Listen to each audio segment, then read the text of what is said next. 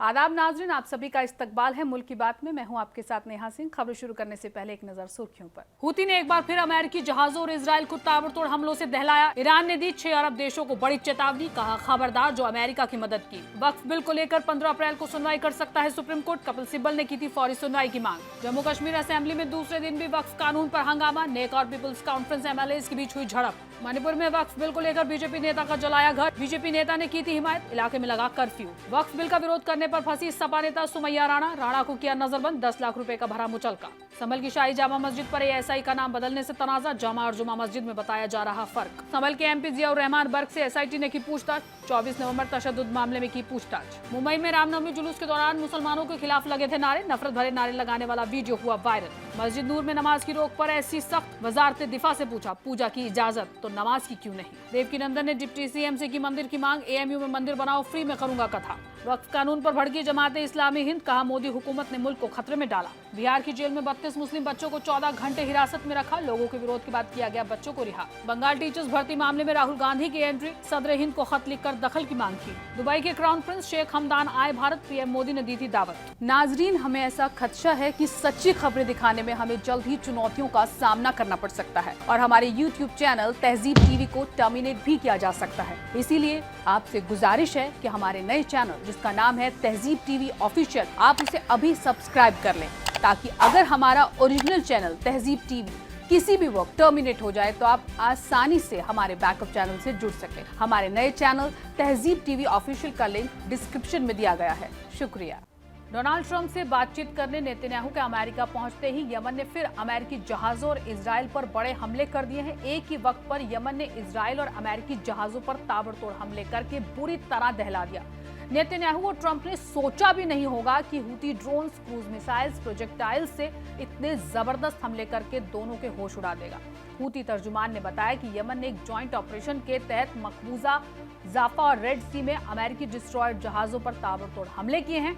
उधर Iran America के बीच कभी भी एक बड़ी जंग छिड़ सकती है, जिसके मद्देनजर ईरान ने 6 अरब ममालिक को एक बड़ी चेतावनी जारी की है कि अगर किसी ने भी अमेरिका का साथ दिया तो उसका हश्र बहुत बुरा होगा। इसके साथ ही फ्रांस, जॉर्डन, इजिप्ट भी गजा सीजफायर के लिए इजराइल के खिलाफ उतर आए हैं। तीनों ममालिक ने इजराइल के खिलाफ जॉइंट स्टेटमेंट जारी कर फौरन सीजफायर की मांग की है। Our armed forces continue to target enemy warships in the Red Sea. Middle east में जैसे हालात हैं उसको देखकर यही लगता है कि किसी भी वक्त एक बड़ी जंग छिड़ सकती है। इजराइल के सीज फायर तोड़ने और गजा पर बमबारी शुरू होने के बाद से हूती, हमास समेत तमाम लड़ाका ग्रुप इजराइल अमेरिका पर जबरदस्त तरीके से हमलावर हैं। ईरान और अमेरिका के बीच लगातार तनातनी चल रही है। इसी बीच इजरायली PM बेंजामिन नेतन्याहू गिरफ्तारी से बचते बचाते एक बार फिर अमेरिका की गोद में जा बैठा है। नेतन्याहू और ट्रंप जैसे ही आपस में मसरूफ हुए, पीछे से यमन के हूतियों ने इजराइल और अमेरिका को एक ही वक्त पर धमाकेदार हमलों से दहला डाला। प्रेस TV के मुताबिक यमनी फोर्सेज ने स्टेटमेंट जारी कर बताया कि हूती ग्रुप ने क्रूज मिसाइलें, ड्रोन्स और प्रोजेक्टाइल्स दागकर इजरायली शहरों और अमेरिकी जहाजों पर ताबड़तोड़ हमले किए हैं। हूती के UAV फोर्स ने जाफा ड्रोन का इस्तेमाल करके कब्जे वाले जाफा इलाके में इजरायली फौजी ठिकानों को निशाना बनाकर खतरनाक हमले किए। हूती फोर्सेज ने इस ऑपरेशन को फिलिस्तीनी लोगों और उनके फिलिस्तीनी लड़ाकों की हिमायत में बताया। इसके अलावा हूती ने रेड सी में अमेरिकी जहाजों को भी निशाना बनाकर ताबड़तोड़ हमले किए। The UAV force of the Yemeni armed forces carried out a military operation targeting an Israeli military target in the occupied area of Jaffa. In response to the ongoing US aggression against our country and the crimes against our people, नौसेना और फिजाई सेना ने एक joint फौजी operation चलाया, जिसमें कई cruise मिसाइलों और ड्रोनों से 2 अमेरिकी डिस्ट्रॉयर जहाजों को निशाना बनाया गया। यमनी फौज ने कहा कि अमेरिकी जहाजों पर ये हमले हमारे देश के खिलाफ जारी अमेरिकी जुल्म के जवाब में किए गए हैं, जो अमेरिकी जहाजों पर निशाना बनाना जारी रखे हुए हैं। वहीं ईरान के साथ जिस जंग के बारे में नेतन्याहू और ट्रंप ओवल में बातचीत करने में मशरूफ थे, उसी जंग को लेकर ईरान ने 6 अरब ममालिक को बड़ी सख्त और खतरनाक चेतावनी जारी कर दी है। ईरान और अमेरिका की आपस में ठनी हुई है। हालात इतने खराब हैं कि ईरान ने अपना एयरबेस तक बना लिया है और ईरान समेत पूरे खित्ते में अपनी फौज को हाई अलर्ट पर रहने का हुक्म भी दे दिया है। जंग के लिए पूरी तरह मुस्तैद ईरान ने अब दुश्मन के साथ दुश्मन का मुमकिन तौर पर साथ देने वाले मुल्क को भी चेता दिया है। द क्रैडल के मुताबिक ईरान के एक सीनियर अफसरान ने कहा कि तेहरान ने 6 देशों को चेतावनी दी है कि अगर वो इस्लामिक रिपब्लिक ईरान के खिलाफ फौजी हमले में वाशिंगटन की हिमायत करते हैं तो उन्हें खतरनाक नताइज भुगतने होंगे। नाम न बताने की शर्त पे राइटर्स से बात करते हुए अफसर ने कहा, ईरान ने इराक, कुवैत, यूएई, कतर, तुर्की और बहरीन को चेतावनी जारी की है कि ईरान पर अमेरिकी हमले के लिए किसी भी तरह की हिमायत, जिसमें हमले के दौरान अमेरिकी फौज के जरिए उनके एयर स्पेस या इलाके का इस्तेमाल करना भी शामिल है। अगर ऐसा कुछ भी होता है तो इसे दुश्मना हरकत माना जाएगा और इसके जवाब में इन देशों का बहुत बुरा हश्र होगा। ऐसा मालूम होता है कि ईरान की 6 मुल्कों को खतरनाक चेतावनी का असर दूसरे अरब ममालिक पर भी हो गया है। दरअसल इजिप्ट में फ्रांस के साथ एक मीटिंग के दौरान जॉर्डन, इजिप्ट और फ्रांस ने इजराइल के खिलाफ चेतावनी जारी करते हुए फौरी सीजफायर की मांग की है। अल मयदीन के मुताबिक मिस्र, फ्रांस और जॉर्डन के लीडरान ने गजा के हालात पर चर्चा करने के लिए पीर को काहिरा में 3 तरफा शिखर समिट के दौरान एक जॉइंट बयान जारी किया,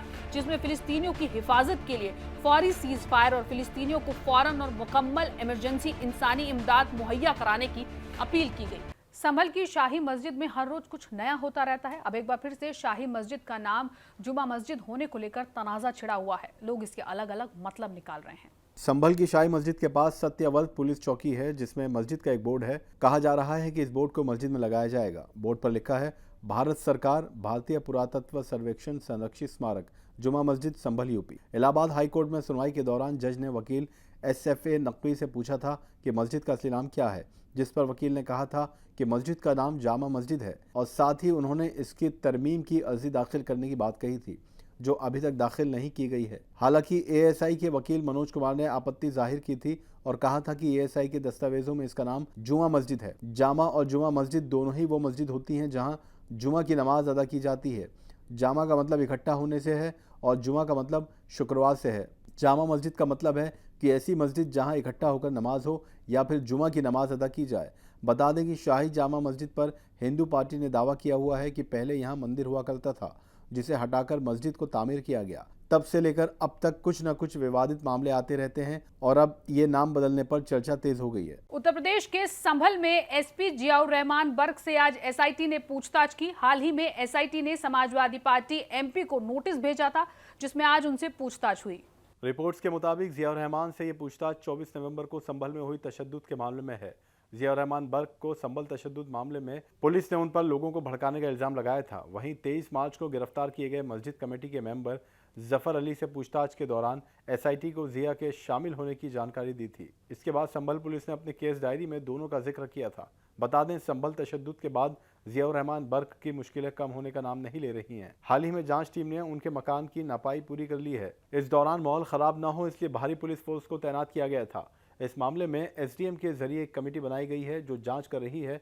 अब आज की पूछताछ के बाद उन्होंने कहा कि SIT ने जो सवाल उनसे पूछे उन्होंने सभी के जवाब दे दिए हैं और वो आगे भी सपोर्ट करने वाले हैं। वो अपने साथ वकीलों को लेकर भी पहुंचे थे।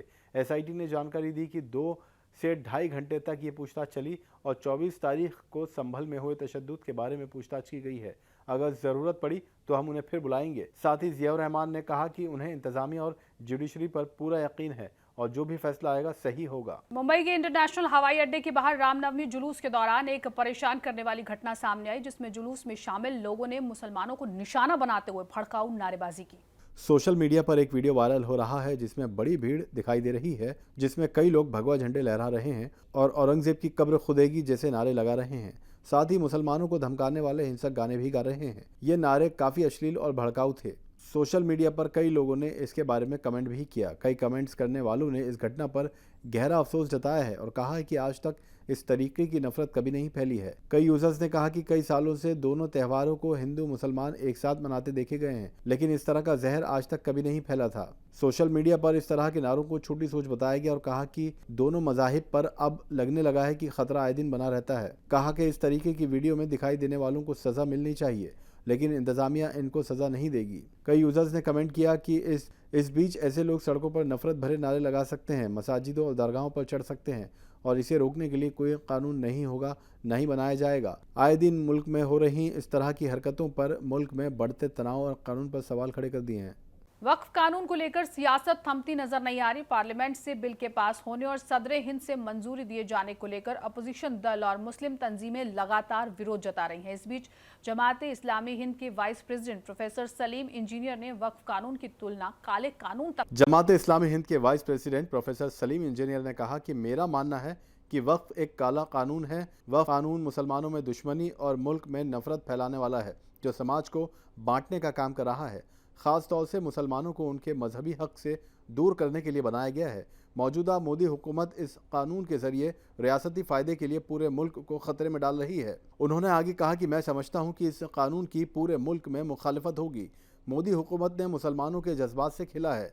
उन्होंने कहा, हम इस बिल की मुखालफत करते रहेंगे और इसके लिए कानून का रास्ता अपनाया जाएगा। साथ ही उद्धव ठाकरे से वक्फ कानून के खिलाफ मिले सपोर्ट का उन्होंने शुक्रिया अदा किया है और कहा है कि जिन लोगों ने भी इस कानून की मुखालफत में वोट किया और अपनी आवाज़ उठाई है, मैं उनका शुक्रिया अदा करता हूं। बता दें कि पार्लियामेंट के दोनों ऐवानों से वक्फ बिल 2025 को सदर जमहूरिया द्रौपदी मुर्मू से मंजूरी मिल गई थी।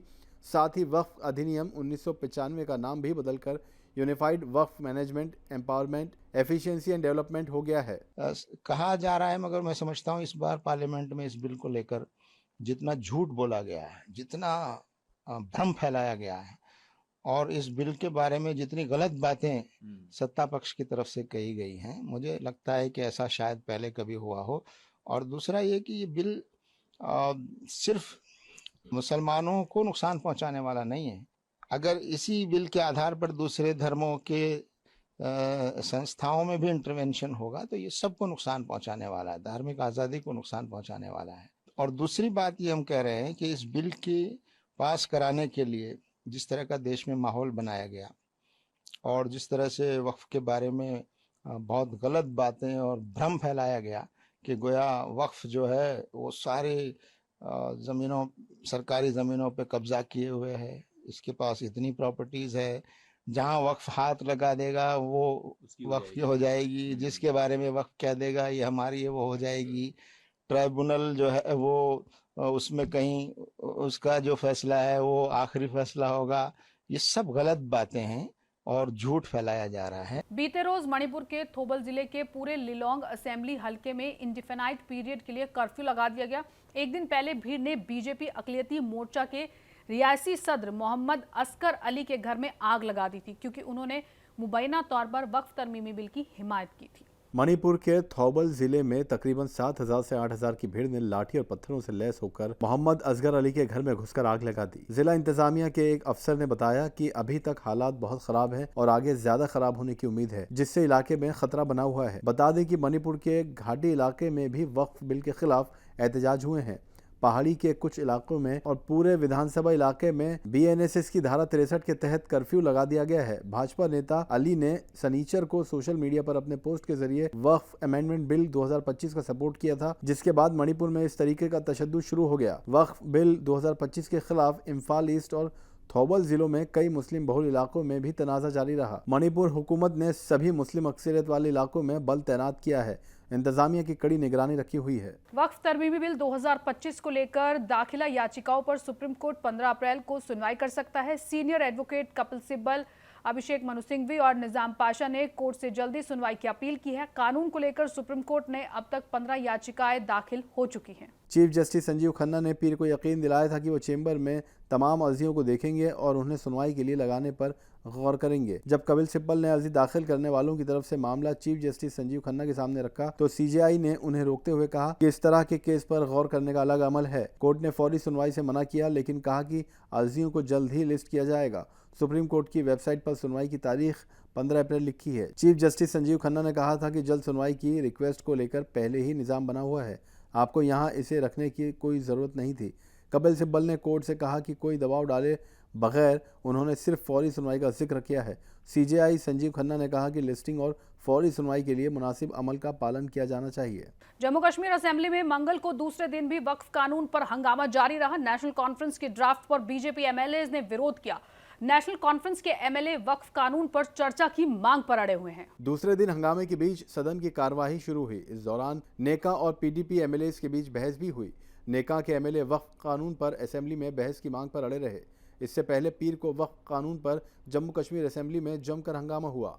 सत्ता फरीक के एमएलए ने इसे मुस्लिम मुखालिफ करार दिया। बीजेपी ने इसकी मुखालफत की। इससे मामला गर्मा गया। दोनों फरीकों में तीखी नोकझोंक हुई।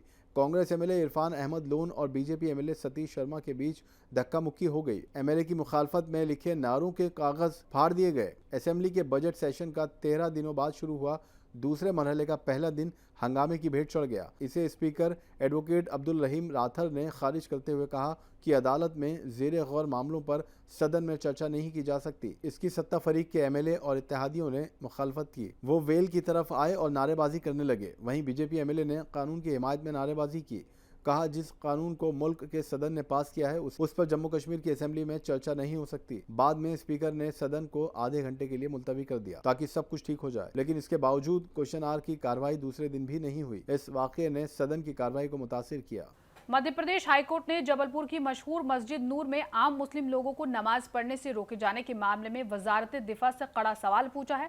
कोर्ट ने पूछा कि जब मंदिरों और चर्चों में आम जनता को पूजा पाठ की इजाजत है तो फिर मस्जिद में नमाज क्यों रोकी जा रही है। चीफ जस्टिस सुरेश कुमार कैद और जस्टिस विवेक जैन ने कहा कि ये साफ करें कि अगर आम जनता को मंदिर और चर्च में पूजा की इजाजत है तो फिर मस्जिद नूर में नमाज पर रोक क्यों लगाई गई है। ये मस्जिद CDA controller of defence account ridge road Jabalpur के डिफेंस लैंड के पीछे मौजूद है। अर्जी में बताया गया है कि स्टेशन कमांडर ने याचिकाकर्ता और दीगर मुस्लिम शहरियों को मस्जिद में नमाज पढ़ने से मना कर दिया। अर्जी में कहा गया है कि मस्जिद नूर 1918 से आम जनता और सेना के जवानों के नमाज के लिए इस्तेमाल की जा रही है। ये मस्जिद वक्फ एक्ट 1995 की धारा 3 के तहत वक्फ बाय यूज के रूप में दुरुस्त है। याचिकाकर्ता के वकील ने बताया कि अब तक कभी भी किसी अफसर ने नमाज पर रोक नहीं लगाई थी, लेकिन हाल ही में इबादत पर पाबंदी लगा दी गई, जो कि मजहबी आज़ादी के हक की सीधी खिलाफ वर्जी है। फिलहाल कोर्ट ने मामले को 2 सप्ताह बाद की तारीख के लिए आगे बढ़ा दिया है। अब सबकी निगाहें वजारत दिफा के जवाब और कोर्ट के अगले कदम पर टिकी हैं। कथावाचक देवकीनंदन ठाकुर हमेशा अपने बयानों को लेकर चर्चा में रहते हैं। अब इस बार उन्होंने डिप्टी सीएम केशव प्रसाद मौर्य से कहा कि आप दिल्ली जा रहे हैं, AMU में 4-5 मस्जिद है, इसलिए दिल्ली जाते वक्त ध्यान रखें AMU में एक मंदिर भी होना चाहिए।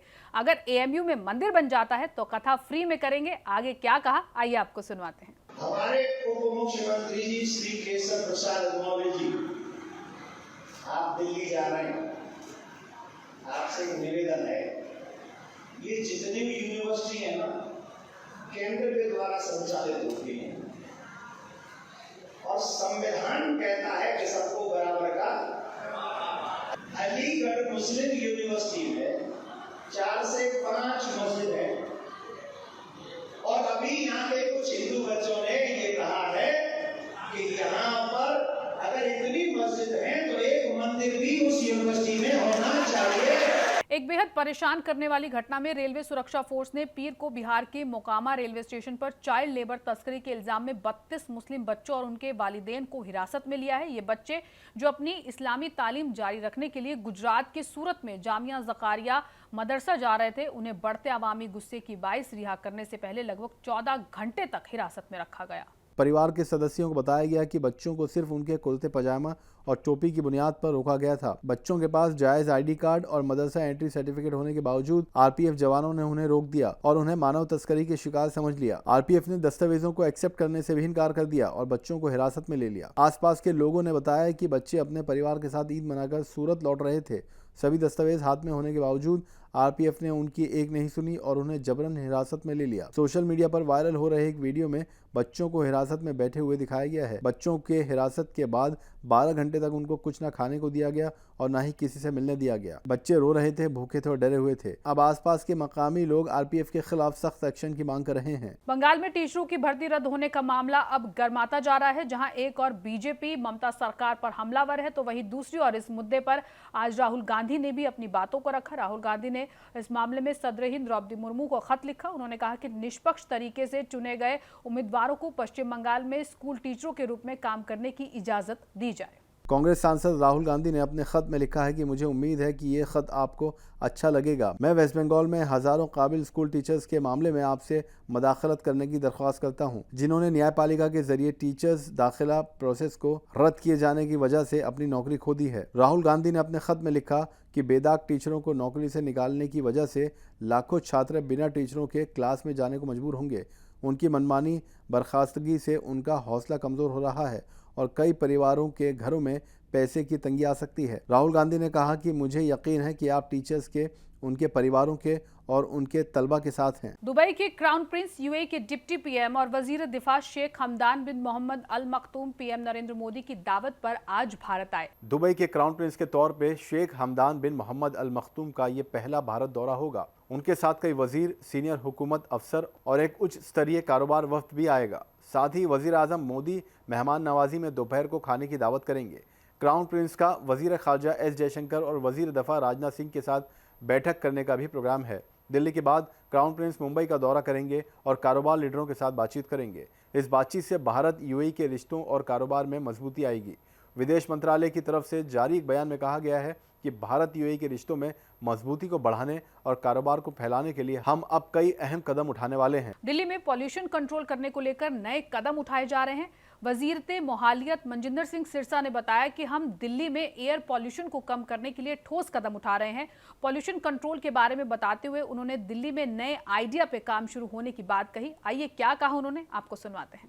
पॉल्यूशन मुक्त करने के लिए दिल्ली को जो हमारे आम आदमी पार्टी आपदा जो हमें बीमारी देखी गई है उससे दिल्ली के लोगों को निजात मिले, उसके लिए देश के प्रधानमंत्री जी की अगुवाई में माननीय रेखा गुप्ता जी की सोच के मुताबिक दिल्ली में हम तेज़ी से पोल्यूशन घटाने में काम कर रहे हैं। इसमें से एक काम ये भी है कि दिल्ली के अंदर जो स्प्रिंकलर्स थे, पहले हम बाई रोड चलाते थे, उसके साथ साथ हम इलेक्ट्रिक पोल्स के ऊपर हमने मॉडल कुछ टेस्ट किए हैं। हमारा ये मॉडल द्वारका में काफ़ी सक्सेसफुल है। नई दिल्ली में ऑलमोस्ट हम इसको कंप्लीट कर देंगे। कुछ ही महीनों में पूरी नई दिल्ली जो है आपको हर जगह हर इलेक्ट्रिक पोल पे मिस्ट के जो है वो दिखाई देंगे। नाज़रीन, मुल्क की बात में आज के लिए बस इतना ही। मुझे दीजिए इजाजत। आदाब।